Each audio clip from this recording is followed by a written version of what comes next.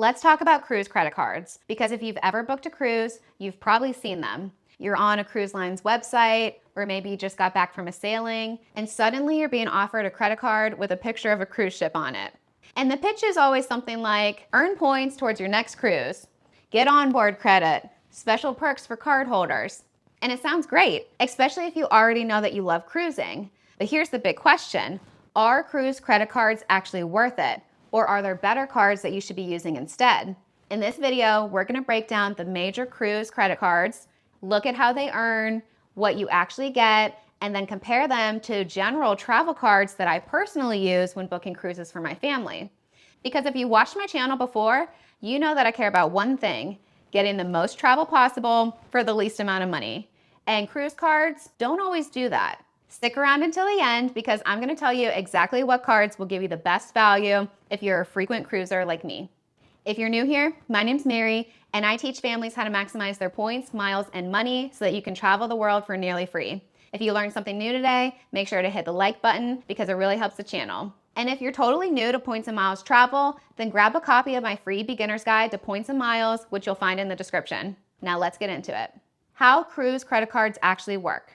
Most cruise credit cards are pretty similar. They're usually issued by banks like Barclays, Chase, or Bank of America, and they're co-branded with a cruise line like Royal Caribbean, Carnival, Norwegian, Disney, or MSC.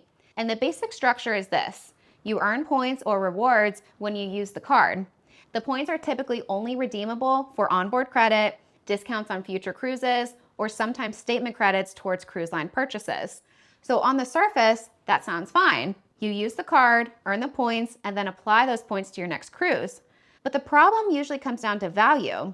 The biggest issue with cruise credit cards is that most of them earn points that are worth about 1 cent per point when redeemed. So if you earn 10,000 points, that's usually worth about $100 towards a cruise. That's basically the same value as simple cash back. And that's the key problem, because with flexible travel credit cards, you can often get 2 cents per point, 3 cents per point, or even more. And you can turn those points into real money with statement credits or transfer them to travel partners and get outsized value. So right away, cruise cards tend to lock you into a lower value ecosystem because you can only use your points with that program. And that's what makes the points less valuable. And as a general rule, the more flexible your points are, the more valuable they are. I'm going to highlight some of the popular cruise credit cards so that we can break down the benefits and see if they're worth it. So let's talk about the Royal Caribbean cards, because Bank of America actually just launched 2 brand new cards called the Royal One and the Royal One Plus, and they replaced the old Royal Caribbean Visa Signature card. And these new cards are more interesting than they were before, but it's mainly because of the sign-up bonus. The Royal One has no annual fee and offers 45,000 points after spending $2,000 in the first 90 days. At roughly 1 cent per point, that's $450 towards onboard credit or cruise discounts. The Royal One Plus has a $99 annual fee and gives you 70,000 points after spending $3,000 in the first 90 days, so that's worth about $700. It also earns 4x on Royal Caribbean, Celebrity, and Silver Sea purchases, and 2x on groceries, gas, flights, hotels, and dining.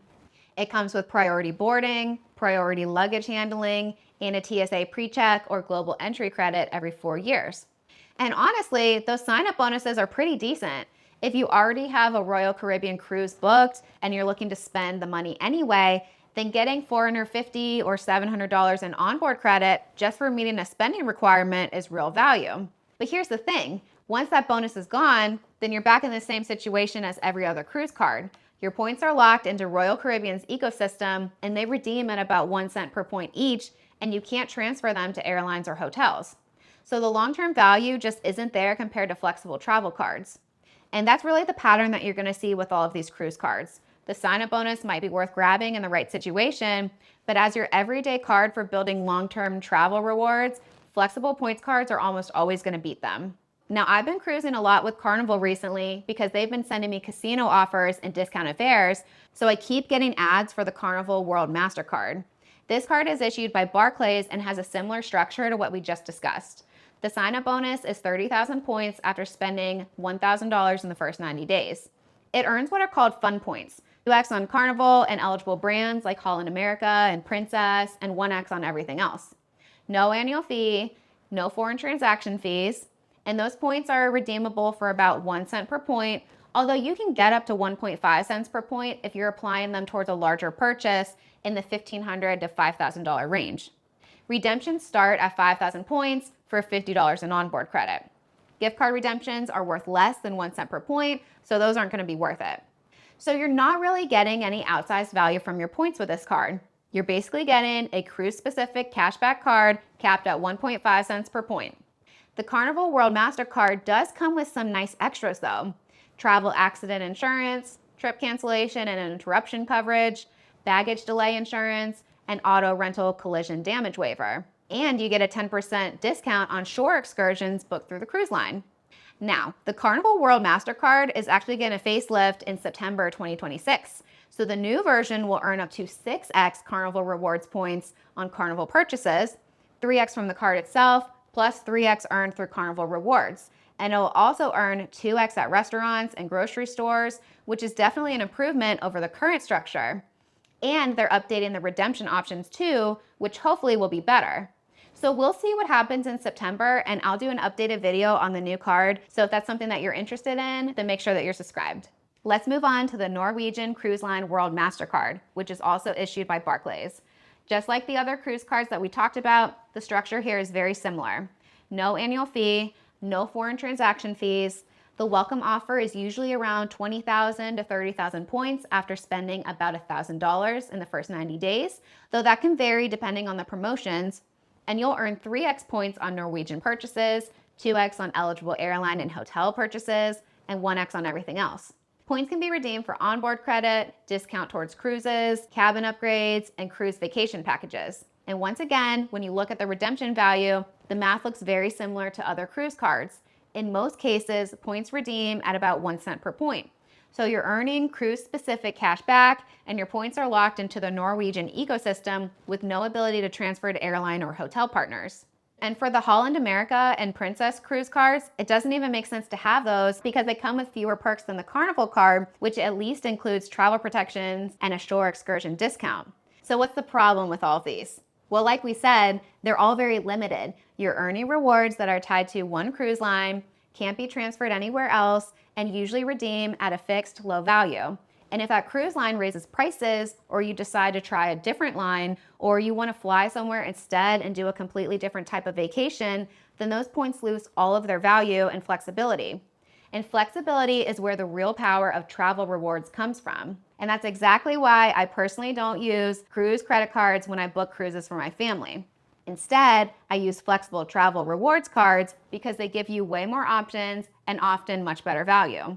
And in most cases, those points can still be used to book cruises, but with far more flexibility and sometimes significantly better returns. So here are the cards that I actually recommend if you're someone who cruises on the regular. Chase Sapphire Reserve. One of the cards that I personally think works really well for people who cruise frequently is the Chase Sapphire Reserve. This is a premium travel credit card, but one of the biggest reasons that it works so well for cruises is the $300 annual travel credit. This credit automatically applies to travel purchases, and that includes things like flights, hotels, rental cars, cruises, tours and excursions, and more. So if you book a cruise, that $300 credit can immediately reduce the cost of your trip. And that's already a lot more flexible than a cruise-specific credit card because you're not locked into a single cruise line. With the Sapphire Reserve, you'll earn 8x points on travel booked through Chase Travel, including cruises, 4x on flights and hotels booked directly, 3x on dining, and 1x on everything else. So if you're booking a cruise through the Chase portal, you could earn 8x points per dollar, which adds up very quickly on a large purchase like a cruise. And those points are very flexible.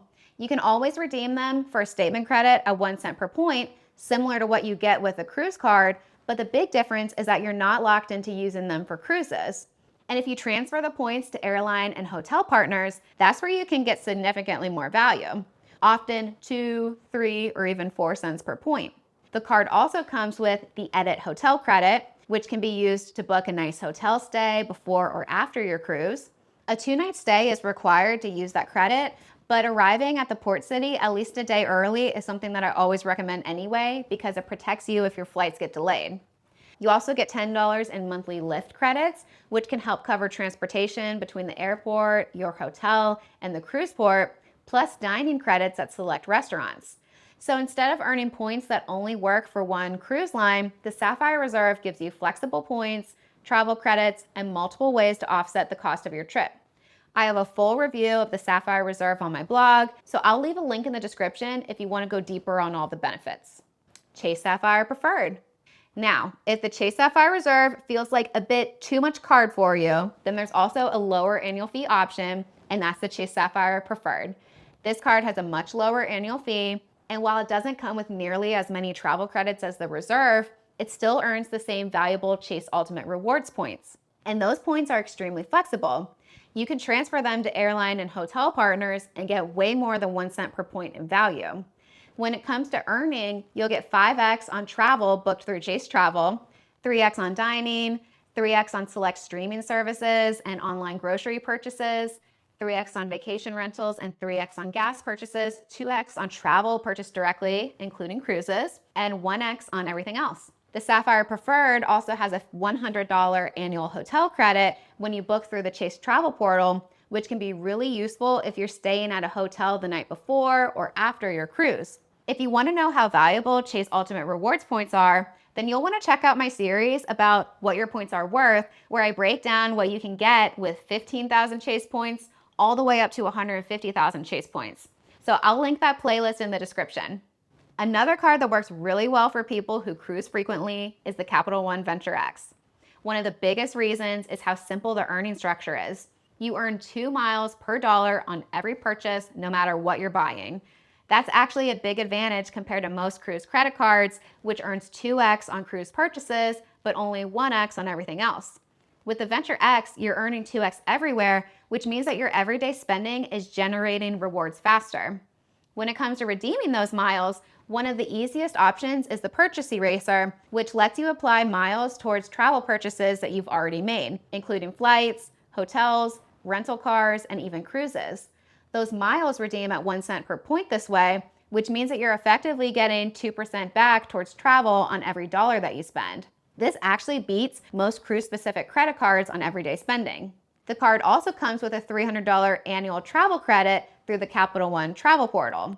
Now, it's worth noting that this credit can't be used directly towards cruises, but it can help offset other travel expenses around your cruise, like a hotel before the sailing or flights to the cruise port. And just like Chase Ultimate Rewards, Capital One miles can be transferred to airline and hotel partners where you can get way more than 1 cent per mile in value. So you've got the simplicity of the flat 2x earning on everything, plus the flexibility to get outsized value when you want it. Another card that works really well for cruise travelers is the Amex Platinum. Now this card is very different from the ones that we talked about because it's less about earning points on everyday spending and more about the travel perks and statement credits that help offset the cost of your trip. One benefit that's really relevant for cruise travelers is the Amex Cruise Privileges program. This allows you to book certain cruises through American Express Travel and receive extra onboard perks, which can include things like onboard credit or specialty dining, depending on the cruise line and sailing. So if you're already planning to book a cruise, it's worth checking whether that sailing qualifies. The Platinum card also comes with a long list of travel credits. There's an airline incidental credit that can help cover things like checked bag fees or seat selection fees when flying to your cruise port. Hotel credits through the Hotel Collection and Fine Hotels and Resorts programs, which can be used to book a nice stay before or after your cruise. Resi dining credits to help offset meals at select restaurants in your departure city. And the monthly Uber credit can help with transportation between the airport, hotel, and port. One of my favorite underrated features of the Amex Platinum is Amex Offers. These are targeted statement credits that show up in your account, and sometimes they include cruise deals. I've seen offers like spend $500 with Carnival and get $100 back, or spend with Princess and get thousands of membership rewards points. Those kinds of offers can add up if you cruise a lot. And when it comes to earning, the Amex Platinum earns 5x membership rewards points on flights booked directly with airlines or through Amex Travel, which is helpful when you're booking flights to your departure city. Membership rewards points are incredibly valuable, just like Chase or Capital One points, and you can get a ton of value when you transfer them to airline and hotel partners. If you're interested in signing up for any of these cards, I have referral links in the description. You'll still get the highest offer available, and using my links helps support my channel. And one thing that I'd like to mention is that the 3 premium cards that we talked about, the Chase Sapphire Reserve, the Capital One Venture X, and the Amex Platinum, they all come with airport lounge access. And if you're traveling to and from your cruise port, this can make a big difference in your travel day. Instead of sitting at a crowded gate, you can relax with comfortable seating, food, drinks, and sometimes even showers. The lounge access between these 3 cards is not exactly the same though. Each gives you access to different lounge networks, and the guest policies can be very different depending on the card. So if lounge access in airports is something that's important to you, especially if you travel with a spouse or kids, I did a full breakdown comparing these 3 cards and which works best for families. So I'll link that video in the description. So are cruise credit cards actually worth it? Here's the bottom line. As a general rule, cruise credit cards aren't really worth it. You'll find that flexible travel rewards cards are going to beat cruise cards almost every time. You're earning more valuable points, and you have more redemption options, and you're not locked into one cruise line's ecosystem.